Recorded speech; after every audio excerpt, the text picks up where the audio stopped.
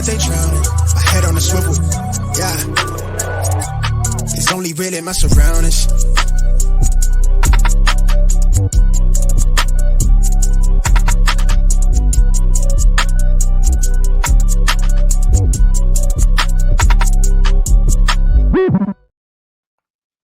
Hello and welcome to the Smash Accept podcast. I'm your host, Michael Royer. You can find me on Twitter at DynastyDadFF. Today we're going to talk about the best position in football, the most exciting position for my co-host and I, and that's the running backs. You know, this is the position that wins you championships. And both of our perceptions of the running back position have changed over the years. We're going to talk about our top running back buys to help you smash in 2024. Snoog, how you doing today, man? Like, when I start talking about running backs, I know I can see you gear up. You know what I mean? That's you're that running back guru. For me, it's like I just get excited. You know, talking about tight ends is one thing. Talking about wide receivers, that's nice. But running backs, that's what gets me going. Yeah, exactly. I mean, last year we absolutely nailed our flag plant running backs. I mean, coming into it, we said Kamara, Saquon, Breece Hall, Jahmyr Gibbs, Travis Etienne, all top 12 running backs in points per game. 6 for 6, baby. And it's not even like, I know we all know how those guys were elite talents, but if you look at it from like where they were going in redrafts, one of those guys was a first round redraft pick. Breece Hall was like a 4th or a 5th. Kamara was like a 6th. Gibbs was like a 3-4 turn guy. Like you just got to find the elite talent, chase that, and the volume and the opportunity, and the points will come. And that's what we do always. I got our boy Smooth Criminal Entertainment just said smash that like button. Guys, we are on YouTube right now.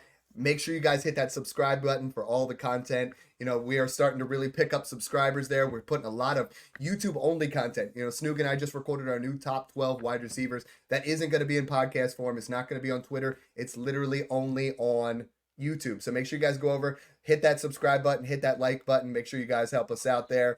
And when we talk running backs, man, what a wonderful day. I am excited. Well, the guy that I got to talk about first, you know, I'm close to that Philly area. For me, Saquon Barkley. Okay. Saquon Barkley is going to absolutely smash in 2024. He was the RB9 in points per game last year with 15.9 points per game in a New York offense that was 30th in PFF offensive line grade, 30th in scoring, 29th in yards per game. I mean, those things, you look at those numbers and Snoog, it's like, how was he an RB1 last year in such an abysmal offense? A team that went through 3 quarterbacks, a team that is absolutely in disarray. Now he moves to Philadelphia, right? With Jalen Hurts as the stable quarterback, with a top 5 offensive line, even with Travis Kelce gone, with a top 5 offensive scoring team, with a top 5 team in yards. So you look at the difference, the writing's on the wall, right? I mean, it's like going from bottom 2 to top 5 in every single area. The PPR points might drop a little bit because Jalen Hurts has not, in the past thrown as much in the screen game. But the ceiling for Saquon Barkley this year is RB1 overall. You can't deny that he has always had that talent to be CMC light. I've been saying it everywhere where if I can get a mid-first on top of Saquon to tear off of Christian McCaffrey, I'm going to do that. Saquon's going to smash in 2024, baby. Yeah, you nailed that. I mean, Saquon Barkley, healthy, is one of the best, if not the best running back in football every time he steps on that field. 1,400 yard ceiling on that Philly offense. He's going to probably score 8 to 10 touchdowns. Jason Kelce being gone is good for maybe the tush push not being as effective and being as popular. Leads to more Saquon opportunity. I think Saquon has a floor of like that 40 to 50 receptions in this Eagles offense. I mean, we saw Kenneth Gainwell up in that range. We've seen Swift kind of get like in that high 30s, 40s. I think that's where Saquon's going to be. He's not going to be a 100 reception guy like he was with the Giants at some point, but yeah, Saquon's a great buy there, but I'm going to keep it going. We're going to go with another PPR running back that's just absolutely elite in the passing game. I'm going to go with Austin Eckler. This is a guy that was phenomenal just 2 years ago, phenomenal the year before. He's been an elite running back since entering the league in PPR formats. He was injured last year, and it's just that simple. I mean, he looked great in that Dolphins game. He was explosive. He had 20-plus points, was absolutely tearing it up. He got that injury, and from there on out, it was just a struggle playing through that injury. Still had some big flash weeks, though. RB42 on the consensus sites. Like, come on, guys. What are we doing? I like to generate to the consensus sites and refer off that because that's kind of what the general public does. And most of your fantasy football leagues and Dynasty especially, they follow the consensus. We don't. We take advantage of the consensus messing up on this type of stuff, and we capitalize on buying value. So draft Austin Eckler all day, trade for him. RB42, like, come on. He's going with like Jerome Ford. Like, this is an elite PPR back that's going to be in an offense. They need a pass catcher with a rookie quarterback there. And I mean, he's been historically an RB1. Now we have an area where it's like you have a buy window. I bought him the other day. Marshawn Lloyd just went in my rookie draft, and I'm like, okay, I need a running back here. I'm not wild on Troy Franklin. I'm not wild on this. Ben Sinnott went ahead of us, which everybody's been doing in Smash Accept is taking him where he belongs as opposed to like his standard ADP, which is like 305. He's going 210, 211. I traded the 211 for Austin Eckler, and people are like, oh, Dad, that's a reach. What? Like, he has the ability, and I know Brian Robinson is there, and I know, that could cut into things. But this is a guy that last year injuries held him back. He had week 1, I think he was RB2. Like he had multiple early weeks. The injuries stacked up, and this is something where you're buying at a discount now. Snoop, the biggest thing for me right now that has shifted is the way that I look at the running back position. There are only 3 running backs to me that are worth multiple firsts. If I can get one of those guys in a startup, I'm fine. Getting a Breece Hall, Bijan Robinson, Jahmyr Gibbs. They are the elite level wide or running backs in this, but I'm more buying into those wide receivers so I can buy, most of my drafts where I come away with Jahmyr Gibbs, and I love him, but I would much rather come away with Marvin Harrison Jr. and know that I can buy some of these running backs in rounds 8, 9, 10. I've been smashing these guys. I mean, there are leagues where round 7, you're getting Pacheco, and you're getting round 9, you're getting Kamara, you're getting Mixon, you're getting, like you can literally build a running back room of production in round 7 through 10 and absolutely dominate your startup draft. And I don't think people are paying attention to that. They're just like, oh, I want to go ahead and I want to smash 2 running backs early. And now all of a sudden your wide receivers are Calvin Ridley and Chris Godwin. And I think we keep talking about it where you get those quarterbacks early, you get those wide receivers early, and just smash these running backs. I mean, you can load up on guys that are going to be borderline RB1s for nothing. Yeah, exactly. And that's what it comes down to, right? Like the running backs I have on my list, the highest one is like the RB17 on consensus sites. Like I'm here to tell you the 6 guys that I think are great values, not the obvious ones like the Breece Hall, Jahmyr Gibbs, Travis Etienne's. Right. Like I don't care. Like we know to draft those guys. You got to avoid that landmine from like RB10 to like 20 and just take advantage of the guys after that. Because look at all these guys in a 1 to 2 year window. Pacheco, Rachaad White, James Cook. If the Chiefs, Bills, one of those teams gets the opportunity to draft a Quinshon Judkins and Ollie Gordon and Ashton Jonty or Travion Henderson in round 2 to 3, I can promise you that they are not thinking about James Cook or Rachaad White in that situation. So the biggest avoids for me, and I mean, I want to dig into this before we go into more of our buys, is like I'm seeing Christian McCaffrey go before Gibbs at this point in the year. We've talked about the age gap there where we're trying to tier up. I've seen Christian McCaffrey. I'm looking at our startup here in Smash 15. McCaffrey went before Jordan Love, Jahmyr Gibbs, Trevor Lawrence, and you're just like, dude, you're investing in a 1-year rental, and what maybe a 2-year rental. Aside from those big 3, maybe Jonathan Taylor, maybe Travis Etienne, we're talking about 1 or 2 year windows because there are traps here the whole way around. Kyron Williams, Devon Achane, James Cook, Rachaad White. They're all shortened windows. We have to look at the running back position in a 1 to 2 year window with these 25 first coming out. I mean, even guys that I love in round 7, like Isaiah Pacheco and Josh Jacobs and Saquon Barkley, James Cook, Rachaad White, like those guys could be replaced. Like we know Josh Jacobs' contract could be, nullified and Marshawn Lloyd could have a great season or they could draft another guy.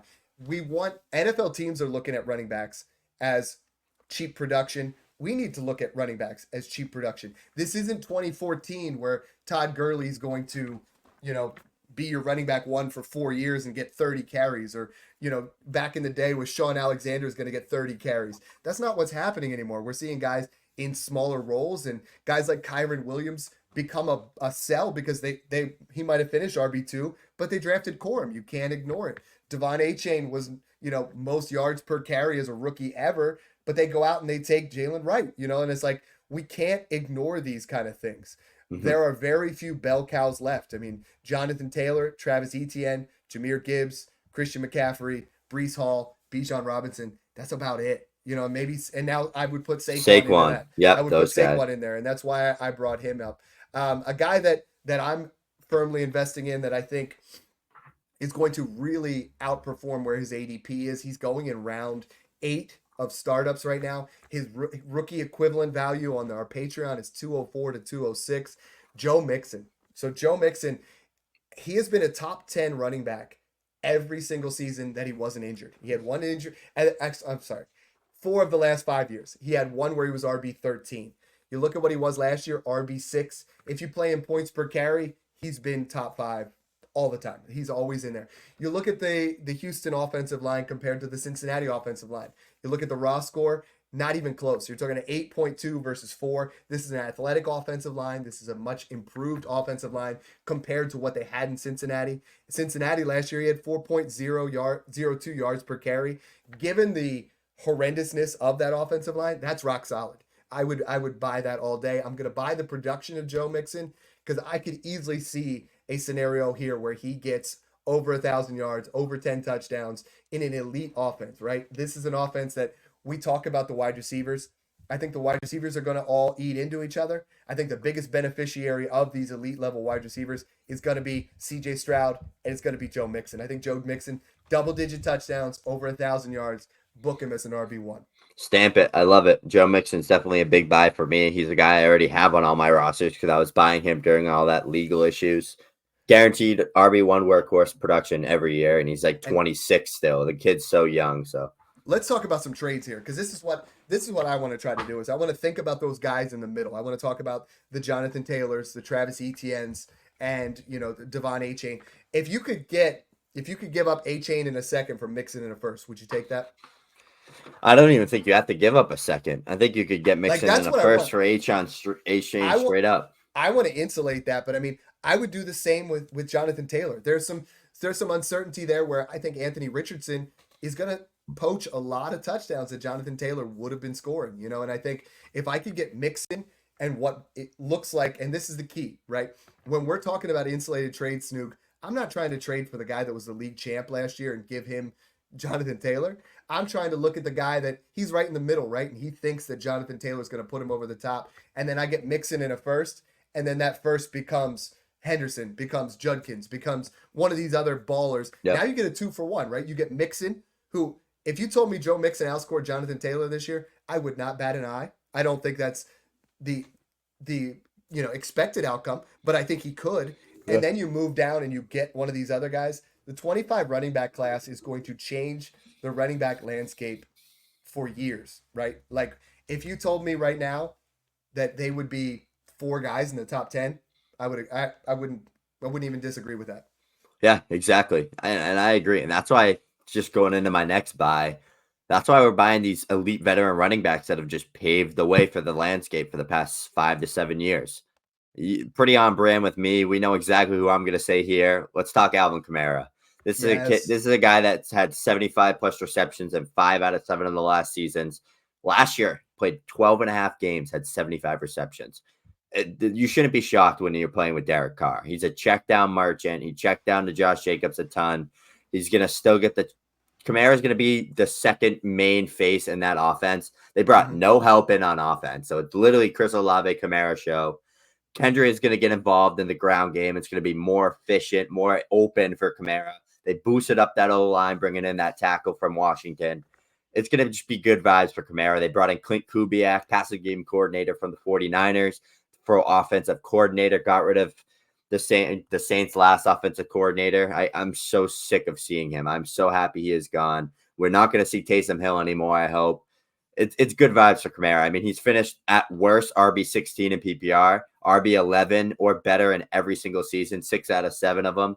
And this is a guy that's missed 4.5 games last year, technically almost 5. 3 games in 2021. or 2022, and then 4 games in 2021, and he's finished that high in all those years. You're paying what, RB30 price, late second, mid second, do it all day. I mean, he's 28 years old, still very healthy career. He's had minor injuries, sprained ankles, shoulders, stuff like that. No ligament damage, nothing like that. So healthy player, very efficient, elite passing game guy. So I love taking him all day. Let's talk about that situation, because a lot of people are really trying to push Kendre Miller up. And I know you love him, but I think people are doing that prematurely. They're trying to push Kendre Miller up and think that Alvin Kamara is going to dip down. I don't see that happening. I mean, I think Jamal Williams is the odd man out. I think Kendre Miller ascends himself up there and is that guy there. I think we have a scenario, Snoog, where if you have Kamara and you invest in Kendre Miller, you have that opportunity. And I love this in fantasy, right? Where we had Kamara and Mark Ingram back in the day, right? And you had both of them. And that was great for fantasy because you could flex one, you could start one. And then Mark Ingram went to Baltimore and you had 2 RBs. You had 2 guys that would produce immediately. And I think next year we will see Kendre Miller, not 2024, 2025, Kendre Miller will be the starting running back for the Saints. I think Alvin Kamara goes somewhere else. And now you have a 2-for-1.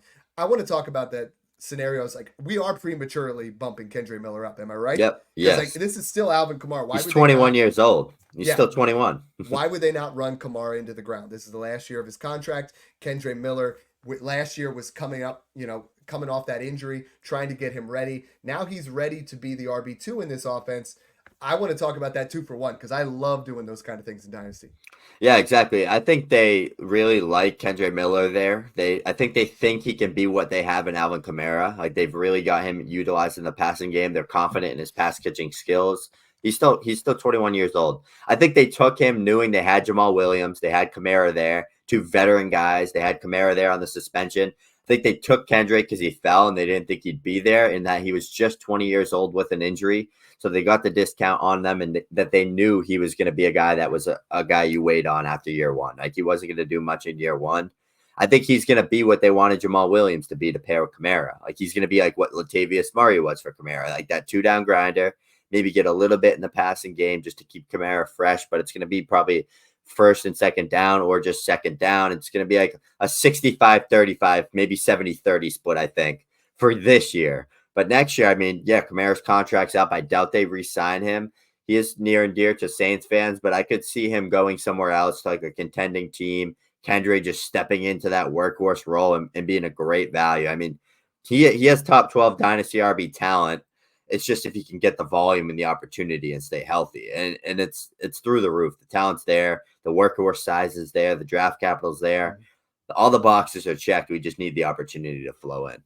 The way to extract that value right now, and what I've been doing, and I got this done, in season. I was flipping, I had traded, I believe it was Derrick Henry in season for Kendre Miller in a first, and once we start getting to scoring season and we see that he's not there, taking guys like Kenneth Walker, taking guys like James Cook, getting Kendre Miller in a first. If you're on a rebuilding team, again, that is going to be a 2-for-1. You're going to get a fantastic running back next year, and you're going to be insulated. And Kendre Miller, in my estimation, will be a starter next year. You get a 2-for-1. He is the perfect guy for a rebuilding team, is to go get Kendre Miller. The other guy that I think is absolutely, and one of my biggest buys, I think is fantastic for a rebuilding team.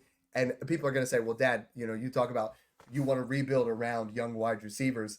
In that 110 to 112 range, if you're not sold on a wide receiver, Jonathan Brooks is the perfect rebuilding running back, because the first couple weeks of the season, I don't anticipate him being involved at all. Very much like Kendre Miller, it's not going to be there. But Snoog, 6.81 yards per touch, first in the class. He is a guy that I think is going to be a top 12 running back sooner than later. Yeah, I agree. And he got the draft capital. He's got that pass catching skill set. He's young. He's 20 years old. He's very Kendre Miller-like to me, like just like the way he plays, his skill set, his style. He's very shifty, natural mover. He's in that great situation there in Carolina on a team that wants to run the ball. They want to get the run game going for Bryce Young. They want to get the ball moving downfield. They brought in Leggett. They brought in Deontay Johnson. It's a very good situation to be in, and he's got very little competition there. They took him in the second round, knowing that he has the knee injury. I think Jonathan Brooks is is a sure thing, locked and loaded top 15 running back in Dynasty, and he's in my top 12. Yeah, and I think the minute he starts, it's going to be there. He has three down upside, vastly improved offensive line at Carolina. You know, they went out in the draft, they went out in free agency. They're trying to build around Bryce Young, and I think Carolina, they might not be super sexy, but they're starting to put together some pieces. They're starting to try to build an offense, and I think Chuba Hubbard, if you look at what he did last year in points per carry, he was a top, 24 running back week in and week out. Jonathan Brooks is vastly more talented than Chuba Hubbard. Chuba Hubbard is going to be a guy that if you invest in him now for a mid-third, he's going to probably be the starter for a couple of weeks. Miles Sanders is likely the odd man out, and I think Jonathan Brooks, if you invest in him in Dynasty, you need to be patient, but I think he's going to provide huge dividends, and he's safe, right? They invested round 2 draft capital, so they are not going to replace him next year. A lot of running backs right now are replaceable. They're going to be replaced because of an stellar class coming in. Jonathan Brooks is safe. Jonathan Brooks has elite level upside, will be a top 12 running back before the season's end. Book it. Yeah, I love that. What I mean by that, a lot of people are like, I don't mean he's a top 12 scoring running back. I mean, he's a top 12 dynasty level. I put that on Twitter the other day that he is the RB1. I go, not for 2024. He's the RB1 of this class, and with the draft capital, with the landing spot, I think there's no debate there. Yeah, that do be Twitter. But the next guy I'm going to jump into, we're going to keep it pretty on par. We're going with these veteran values. We're going with the one that actually changed teams for the better. Derrick Henry. This is a guy that scored double-digit touchdowns in the past 6 seasons, with one of those years being 8 games he played in. This is a guy that is the rushing king. He's Bennett. He's guaranteed 1,200 yards every year. On that horrible Titans team, he carried them. He was the face of that offense. He is now joining a team where Gus Edwards just scored 13 touchdowns. I don't care if Derrick Henry's 30 years old. I don't care if he's 32 years old. I don't care how old he is. He's Derrick Henry. He's 6'4", 240 pounds, freak of nature, still looks great. He's healthy. He played a 17-game stretch last year. He was their whole team last year and still was top 8 running back in fantasy. He joins an elite offensive team with Lamar Jackson and the Ravens. He joins a team that is in the red zone multiple times a game. They needed that finisher. They lost Gus Edwards last year. They have an elite finisher who's going to take a ton of workload off of that offense, pound the rock between the 20s, give them 1,400 yards and double-digit touchdowns. This is a guy going outside of your top 20 in Dynasty Fantasy Football startup drafts and in rankings. I mean, I feel like that's just a no-brainer. You're not investing much. You're giving up like a second, maybe a mid-second at best. Maybe it's like a 203, 204 for him. If I'm contending, I'm doing that. I'm getting a Derrick Henry. I'm getting a Joe Mixon. And I'm getting A.J. Brown, Garrett Wilson, and Jalen Waddle and stacking up my wide receiver room. Like, that's how I like to play. That's how I win leagues. I won 50% of my leagues last year doing this type of strategy. I'm all in on a guy like Derrick Henry. Like I said, he's that finisher to an elite offense with a quarterback that just won MVP. That's the best rushing quarterback in football. So just picture Lamar Jackson and Derrick Henry back there and try not to get scared. Yeah, and that's where we come into in running backs. We talk about those reduced volatility trades where we're trying to move off some of those upper level running backs. You trade maybe a Christian McCaffrey who's up there in Christian McCaffrey or maybe a Jonathan Taylor. You get a wide receiver who's much younger, and then you get the older running back, right? With the elite level young wide receiver. That way you have better sustainability. You have those kind of things where you can build these running back production rooms where a guy like Derrick Henry is going to smash. I mean, if you tell me Derrick Henry scores 15 touchdowns this year, not even going to second guess that because Gus Edwards has done it. Derrick Henry is going to fill in the Gus Edwards role. What? This is a match made in heaven. I think for me, it's created a weird window for Lamar Jackson. Lamar Jackson is going late first now and keeps falling farther back and back. I think it might open up areas for him to pass, but I think some of his rushing upside is capped in the red zone.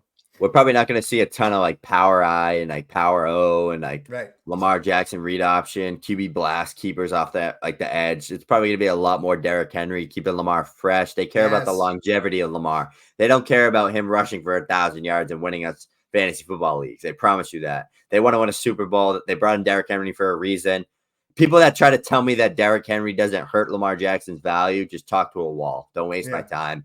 Dad, I want to just get for the viewers, I want to clarify on what you mean by the reduced volatility. So you want to trade a Jonathan Taylor, get an AJ Brown, and you want to give a Keenan Allen and get a Joe Mixon, like that type of trade. Yeah, so we're taking AJ Brown, who's going to be elite for the next 3 or 4 years. We're giving up a Jonathan Taylor, even more so going for a Garrett Wilson or a Drake London or Malik Neighbors or a Marvin Harrison. We're trying to get a wide receiver who's going to play for the next 5, 6, 7 years, right?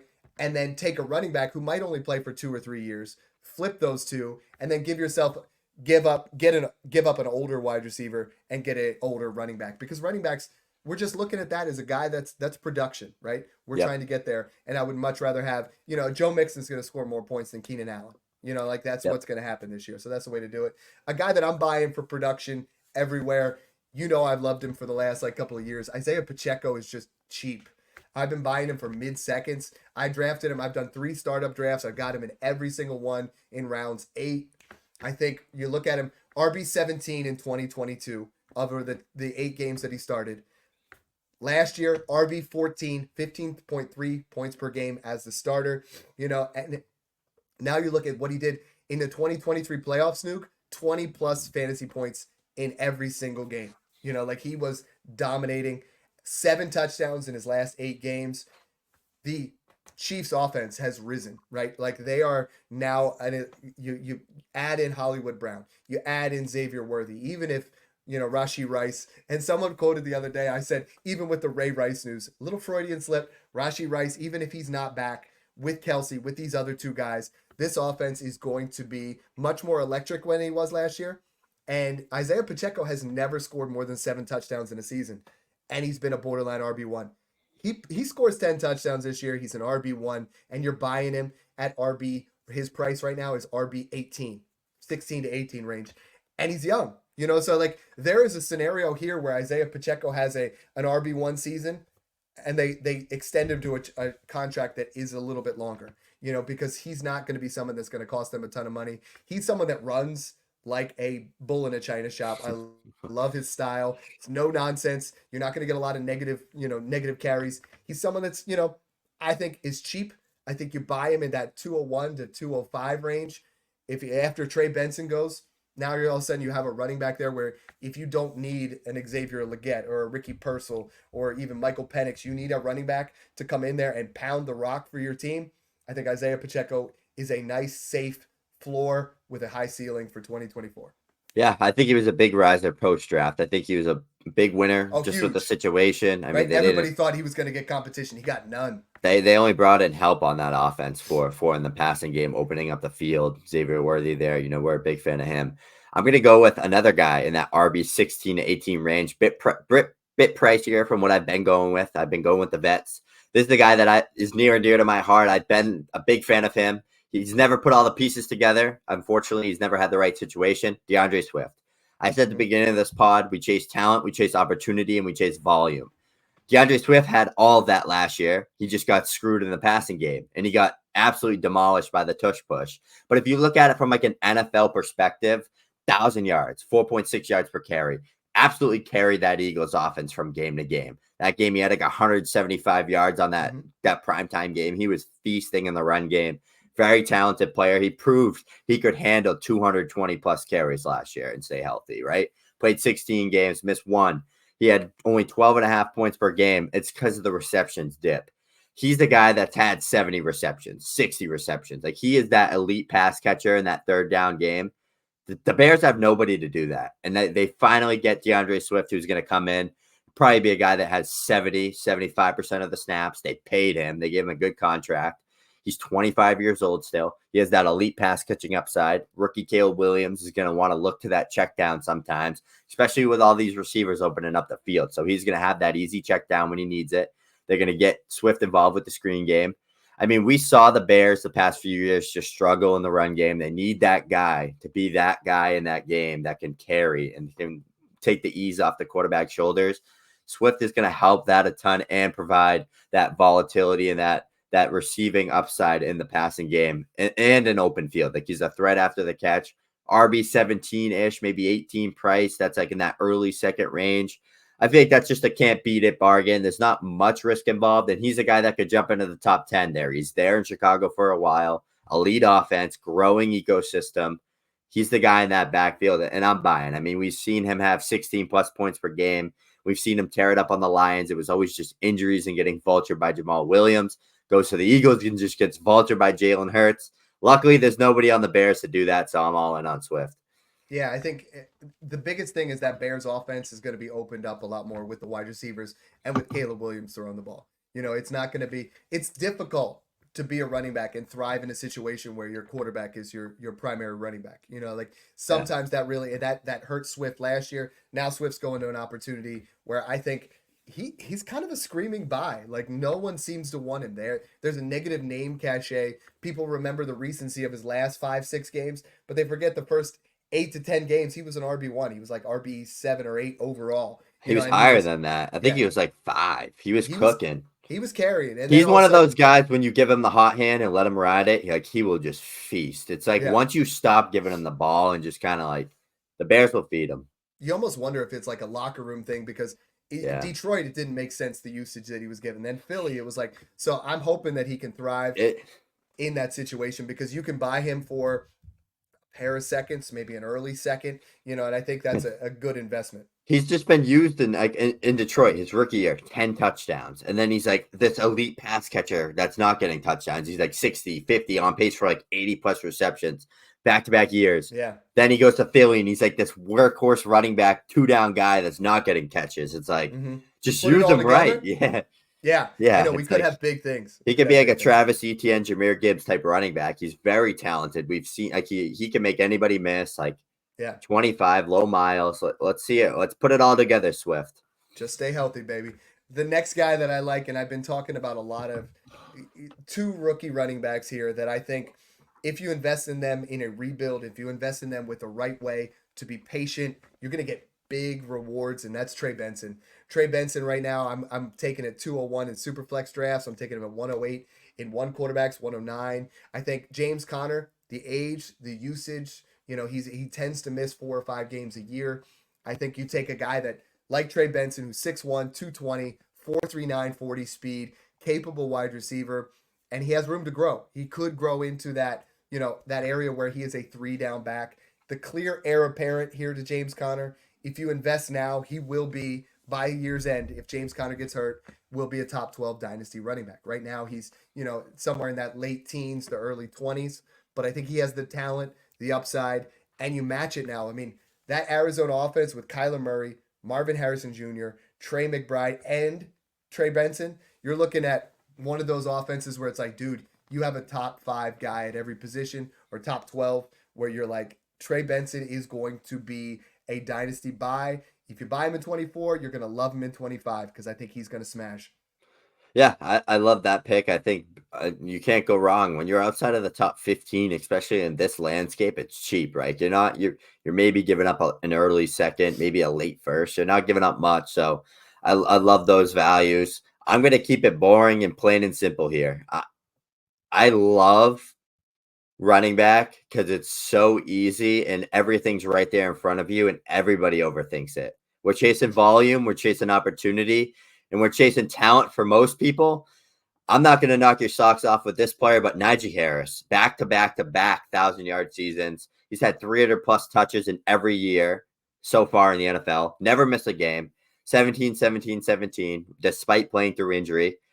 The Steelers' offense in general was just a massive winner post-draft and free agency. They brought in Roman Wilson in day 2. They brought in an offensive lineman in round 1. They brought in another offensive lineman in round 2. This Steelers offense is building. They want to run the ball through the roof. What does Arthur Smith love? And he's their offensive coordinator now. Running the ball, giving the ball to an elite workhorse running back or just a workhorse running back in general. And that's going to be Najee Harris. Like, Jaylen Warren's a good complimentary back. He's a great 3rd-down guy. I just don't think it's going to be this year that Jaylen Warren pops off like that, at least to affect Najee Harris. It'll probably, it's going to definitely cap Najee's receiving upside. Warren's definitely better in that category, and Warren's like a more efficient, 1-2 punch with Najee. Najee's going to be the go-to goal line guy. Just scored 8 touchdowns last year. He's probably going to see double digits this year. He's going to be on the field on first and second down. They brought in Russ. They got Fields there. Definitely a big upgrade in quarterback play for them from Trubisky and friggin' Kenny Pickett. Russ loves to check the ball down, so when Najee is on the field, he's probably going to get some check downs. Pickens is there. They boosted up that O-line. Najee had his best season with 4.1 yards per carry last year, which was good for him, and that's kind of funny to say, but that's just how bad the Steelers' offensive line has been.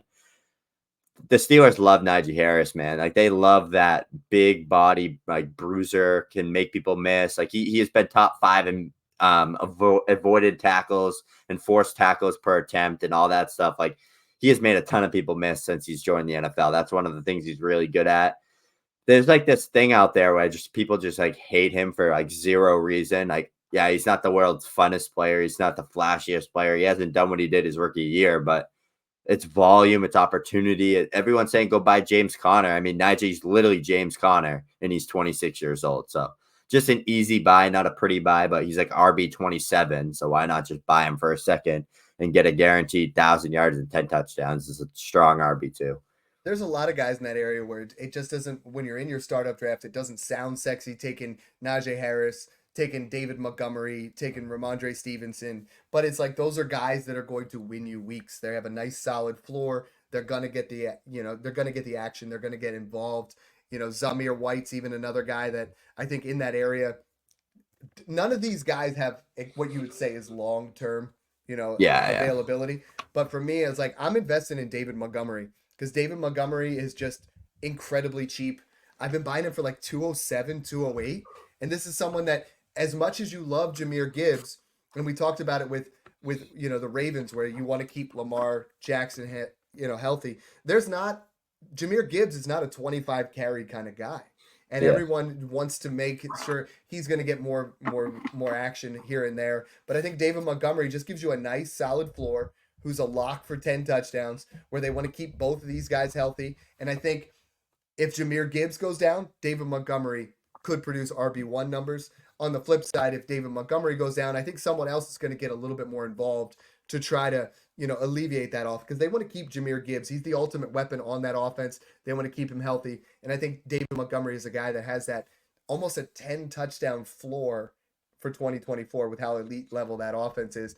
And he's a fraction of the cost. These are these guys that we're talking about. Everyone else is going to tell you, go buy Breece Hall, go buy Bijan Robinson, go buy Jahmyr Gibbs. And that can cripple your dynasty team. A lot of people say to go do that. And it's like, that's great and all, right? But what's it going to cost you? What is it going to cost you to move from, Rashad White all the way up to Breece Hall? Probably 2 firsts, and then we're talking about 2025 is going to bring on running backs that are going to do that. In 2023, people were telling you to go up and pay your 23 first plus to get, to go get Jonathan Taylor, to go get Travis Etienne. And guess what? They turned into Jahmyr Gibbs, Devon Achane, Bijan Robinson. It's like 2025 is going to be similar, Snoog, where if you invest your 2025 first, because I have a lot of people saying, you know what? I just paid a 25 first and Pacheco for Jonathan Taylor. That's great. But how much different is your points per game between Jonathan Taylor and Pacheco versus what you might have just given up in 2025?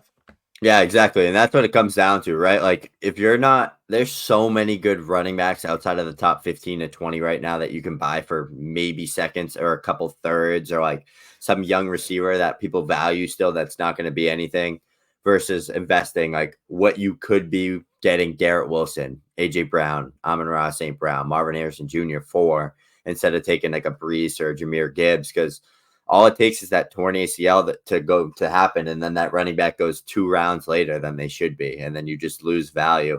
I should have my Jahmyr Gibbs jersey hanging up right there, signed and everything. I bought that before he played a single snap for the Lions, but it's not hanging up yet. It will be up there soon.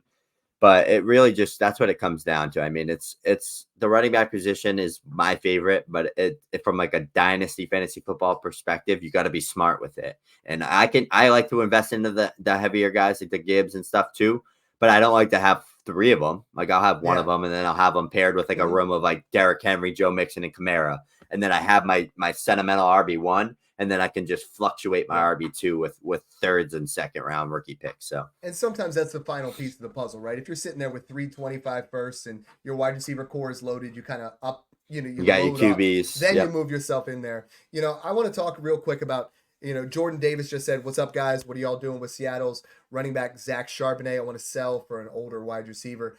I want to talk about some of these insurance running backs, right? Because a guy like Zach Charbonnet, we both loved him in the process to start. He goes there behind Kenneth Walker. What do you do with those kind of guys? I personally hold them. What are you getting for Zach Charbonnet these days? Like, if you're trying to sell him, are you going to get Nuke? DeAndre Hopkins' value is going to start dipping hard. I don't even think you can get that. I think he's fetching more of a third. But, your Zach Moss, your Marshawn Lloyd, your Brian Robinson, Nick Chubb, Zach Charbonnet, Ezekiel Elliott, Devin Singletary, there's a lot of guys here where we can start investing in really cheap that could pay off some big dividends. That leads me to my last guy. And before I jump into him, that's great that you mentioned all these guys, because those are the guys that'll help you win down the stretch. Like, injuries happen. There's a ton of injuries every year, especially at the running back position. You want to get those guys, those elite handcuffs on those good offenses that if their starter goes down, like the Kendre Millers, the Zach Charbonnets, the one I've been getting in the fourth round of all my rookie drafts I traded for is Tyler Algier. Dude, he was an RB2 without Bijan. If Bijan goes down, you have that there. I mean, these guys will... Honestly, they're cheap. They're not sexy. I think I'm buying them. I'm not selling them, because if you try to sell any of these guys, to Jordan's point, what are you going to get for Charbonnet? You're not going to get much. But if Kenneth Walker goes down, then you flip. Yeah. Will Shipley, Braylon Allen, those are two other guys that fall into that mold that are pretty talented guys that are just young and behind elite running backs. But jumping into my last guy, a guy that shouldn't be with those names that you just mentioned, is Nick Chubb. Yeah. I know he just had the injury. He's about to play on the best offense he's ever played in his life there in Cleveland, with Deshaun Watson healthy. They brought in Jerry Jeudy. They have Amari Cooper. They brought in other guys like Thrash. They still got Elijah Moore there. They added some guys on the offensive line of the ball. I think that Stefanski has a clear vision with this offense, and it's run the ball, have good offensive line, and get the play action going. That's where Amari thrived last year. They got to get Watson going and comfortable. Nick Chubb's going to be the tone setter there. Like, this is a guy that is an elite running back, one of the best pure rushers and best talents in the NFL from just a talent perspective. He's one of the league's better running backs, and he's going in the RB30s range. I know he just had an injury to his knee. Just medicine is so much better now than it ever was, and the price is already baked in. Like, you're giving up, RB34-ish range, and that's like a pair of thirds, an early, a 301 and a 25 third, a late second. Like, there's zero risk involved to invest into an elite end running back and just take the risk that he's only 27, 28 years old, but he has that knee injury. Make that risk, make that opportunity, and buy him, because he's the guy that has zero competition in that backfield with him. We saw what Jerome Ford did last year when Chubb was hurt. Like, he was great. That's another guy that you can add into that he's that RB41 right now. That's another one you can throw in. I think Nick Chubb's health is better than what people think. Yeah, definitely. Because they did not draft a running back. They went out and they signed Deontay Foreman. It also speaks volume of what they think of Jerome Ford. Jerome Ford will be the starter the early part of the season. And I think you're going to see, I mean, I've been drafting him in round 17. Yeah. And it's like he's going in the same area as Will Shipley, Damian Pierce, Khalil Herbert, like Roshan Johnson, Braylon Allen, Jaleel McLaughlin. Give me Jerome Ford, because we've seen what he can do. It's not sexy, but it's going to put up points. You're going to get that immediate production. A lot of people are really like, Dad, I think my team's really good. I still have my 25 first. I want to invest in a running back. And I said, don't do that now. Go out and buy Jerome Ford for nothing. Go buy Chuba Hubbard for nothing. Go buy, like someone that's going to fill in early for someone that's injured, and you're going to get points. Like Jerome Ford will put up a solid baseline of 12 points for you, and that'll be enough to keep you relevant to when Nick Chubb comes back. Then all of a sudden, you're in week 6, week 7, week 8. Okay, now you get a clear picture of the playoffs, right? Buying a running back now that is outside, we're talking about buying Devin Singletary for a third. We're talking about buying Raheem Mostert for, a third. We're buying these guys. We're buying Joe Mixon for a second, Derrick Henry for a second, DeAndre Swift. we're not saying go pay a 25 first for Kyron Williams right now. We're not saying go pay a 25 first for Rashad White. Like, they're going to put up points for you, sure, but the risk is there. Buy cheap. Buy Blake, cheap production. another guy that is definitely a very elite end handcuff, but I think is actually more than a handcuff, is Blake Corum. I think he is going to take that role by 2025. Hot take of me, but bigger, faster, stronger Kyron. I know Kyron's already been in the system and produced. He can't stay healthy. He's like 190 pounds. Blake Corum's there for a reason. He's that bruiser. He's a much bigger and stronger version of Kyron.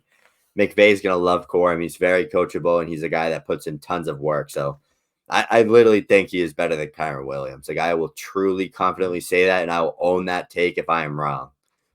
I love it. You're on that one. I love it. And for me, last take before I said, and I already brought it up with Algiers, rookie fever, people get excited, right? They want to buy their guy in the 4th round. I have traded 4th round picks for Tyler Algier. I've traded 4th round picks for Ty Chandler. And I think both of these guys are going to be in offenses that score points. Ty Chandler had some good weeks last week. He's the clear backup behind Aaron Jones, whose knees are made of paper mache. So we know he's going to miss time. And his hamstrings. Like, everything about him, he's going to break down. Audric Estime is a great buy in the 4th. I traded 412 the other day for Gus Edwards. I mean, I'm trading 4s for Antonio Gibson. I'm trying to just load my running back rooms up.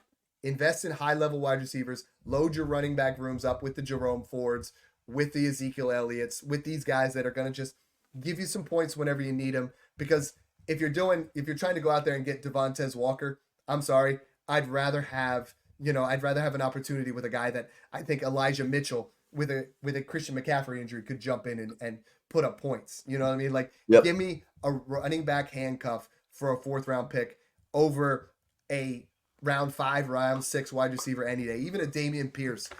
The offense is ascended.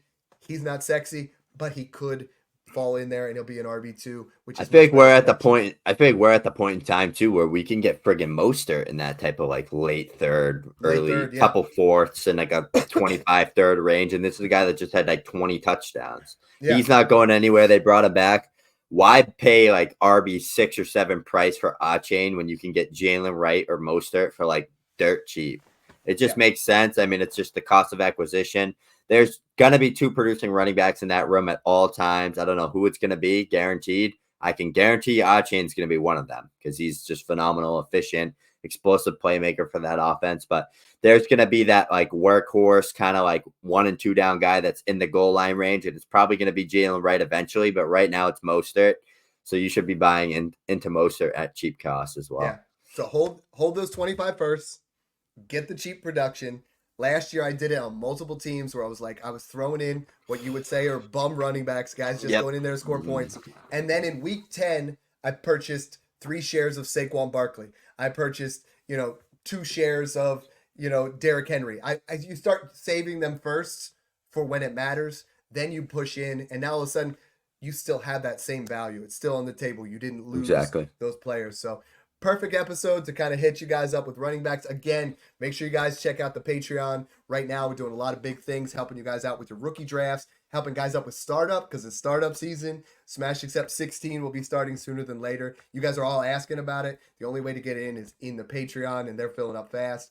And, check us out on YouTube. Right now, we are making a big push towards YouTube. Make sure you guys help us out and subscribe. Hit that button there. Thanks again for tuning in, and enjoy the process.